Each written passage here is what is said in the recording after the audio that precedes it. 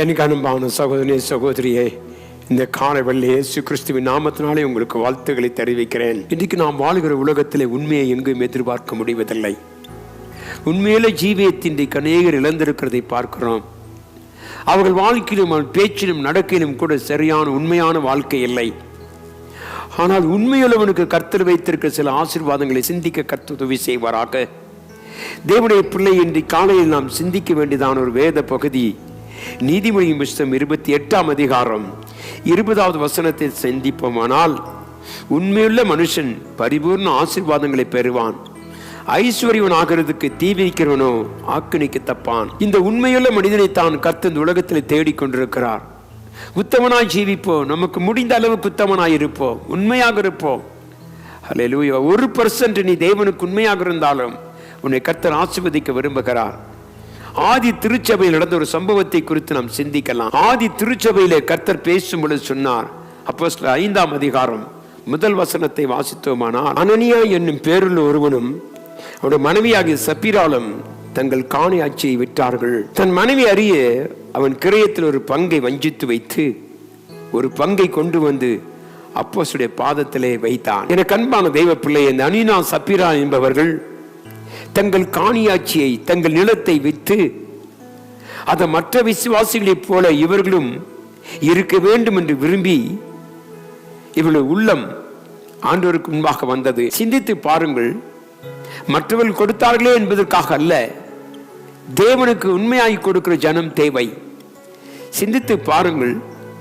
இவர்கள் மற்ற விசுவாசிகள் எப்படி என்ன நினைத்துக் கொள்வார்களோ என்று சொல்லி அவர்கள் ஒருவேளை நினைத்திருக்க கூடும். ஆனால் உங்களுடைய இருதயம் கர்த்தருக்கு உண்மையாக இருக்க வேண்டும். இவருடைய இருதயம் உண்மையாக இல்லை. தாங்கள் வித்த பணத்திலே ஒரு பங்கை ஒழித்து வைத்து விட்டு கர்த்தரிடத்திலே வந்து பொய் சொன்னார்கள். அவர்கள் இருவரும் கலந்து ஆலோசனை செய்தார்கள். இதை கர்த்தருக்கென்று கொடுப்போம், இதை மீதி வைத்துக் கொள்ளும் என்று சொன்னார். ஆதி அப்போஸ்தலர் காலத்திலே தங்கள் நிலங்களையும் தங்கள் ஆஸ்திகளையும் வித்துக் கொண்டு வந்து அப்போஸ்தலர் பாதத்தில் வைத்தார்னு சொல்லி வாசிக்கிறோம். ஆனால் தேவனுடைய பிள்ளை இவர்களோ தேவனுக்கு தெரியாது, தேவனை புரிந்து கொள்ள மாட்டார்கள் என்று சொல்லி இவர்கள் தங்கள் வாழ்க்கையில் உண்மையாக இருக்கவில்லை. சிந்தித்து பார்ப்போம். ஆகவே தேவனுடைய பிள்ளை இவர்கள் மற்றவர்கள் என்ன நினைப்பார்களோ, நாம் கொடுக்காவிட்டால் மற்றவர்கள் என்ன நினைப்பார்களோ என்று சொல்லி மக்களை திருப்திப்படுத்தும்படியாக இவன் தேவனுக்கு உண்மையாக இருக்க விரும்பவில்லை. எல்லாவற்றையும் கொடுத்து விட்டால் ஒரு வேளை குடும்பத்தை எப்படி நடத்துவது என்று சொல்லி ஒரு வேளை யோசனை செய்திருக்க கூடும். தேவனுடைய பிள்ளை உண்மையாய் கொடுக்கிறதான காரியம்.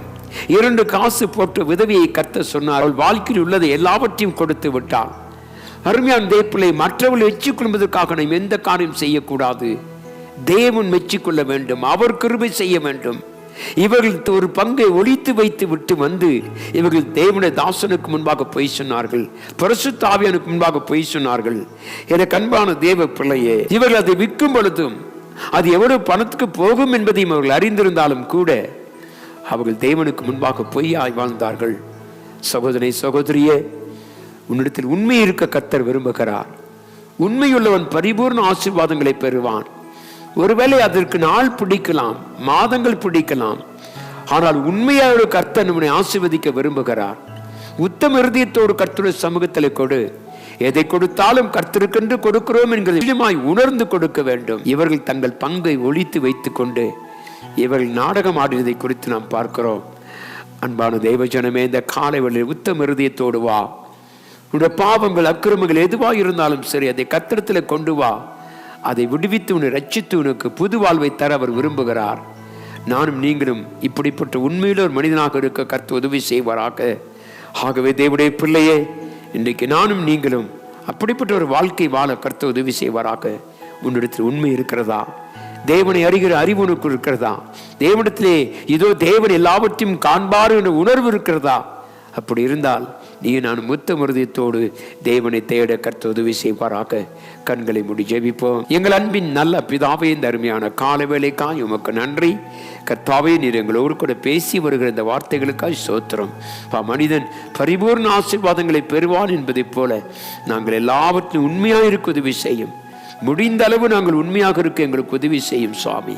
உண்மையாய் வாழும் பொழுது ஒருவேளை எங்களுக்கு அவமானங்கள், நிந்தைகள் வரலாம். ஆனால் ஒரு நாள் இது எங்கள் உண்மையை கண்டு நீர் எங்களை உயர்த்துகிறதுக்காய் ஸ்தோத்திரம். தொடர்ந்து எங்களை ஆசீர்வதித்து கனப்படுத்தி பாதுகாத்தலும் தேவனுடைய கிருபை இருக்கட்டும். இயேசுவின் நாமத்தில் ஜெபிக்கிறேன் எங்கள் அன்பின் நல்ல பிதாவே, ஆமென். கர்த்தர் தாமே உங்களோடு தொடர்ந்து உங்களை வழி நடத்துவாராக. ஆமென்.